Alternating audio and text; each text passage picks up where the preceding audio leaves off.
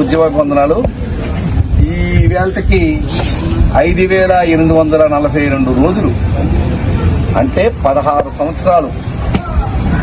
ఈ సంవత్సరం ఆగస్టు 14వ తేదీకి అది ముగిసిపోయి 17వ సంవత్సరానికి అడుగు పెట్టడం ఆగస్టు 15 నుంచి అతని అర్థం. నిన్న ఆగస్టు 15, 16 అంటే 5,842 రోజులు ఈ రోజుకి వచ్చింది. అంటే ఇక్కడ ఈ దీక్షా శిబిరం 2010 నుంచి ఆ తేదీ ఏదైతే మనం చెప్పుకున్నామో ఆ 15వ తేదీ అనుకున్నా 16వ తేదీకి ముగిపోతుంది. కాబట్టి 2010 ఆగస్టు 15 తేదీ ఆటంకాలు, తుఫాన్లు, ఇబ్బందులు చాలా అవస్థలు పడినా సరే ఇక్కడ ఉన్న మత్స్యకారులు మొత్తం ఏకమై కమిటీ పేరుతో కొనసాగించడం అనేది వాళ్ళకి విప్లవ జేజేలు తెలియజేస్తుంది. చిన్న విషయం కాదు. ఒకటే మిత్రులారా,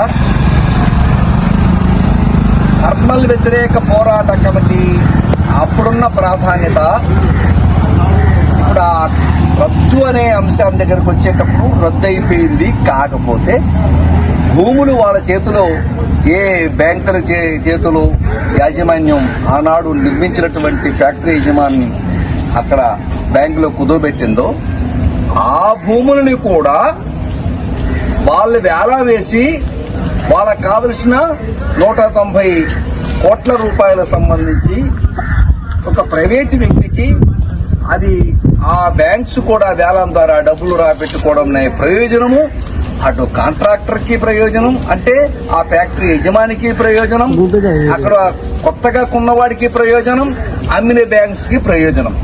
మనము 1108 జీవో రద్దు చేయాలని కోరుతున్నాం. రద్దు చేయడం ద్వారా ఉండే ఆ 2,000 ఎకరాల మీద ఇప్పటికే బ్యాంక్స్ అనేవి మన ప్రమేయం లేకుండా, మన ఆలోచన లేకుండా అది మొత్తం ఆ డాక్యుమెంట్లు అనేవి వాళ్ళ దగ్గర ఉన్నాయి కాబట్టి వేలం వేసి ఆ భూముల్ని ఇంకొక ప్రైవేట్ ఇచ్చే పరిస్థితి వచ్చింది.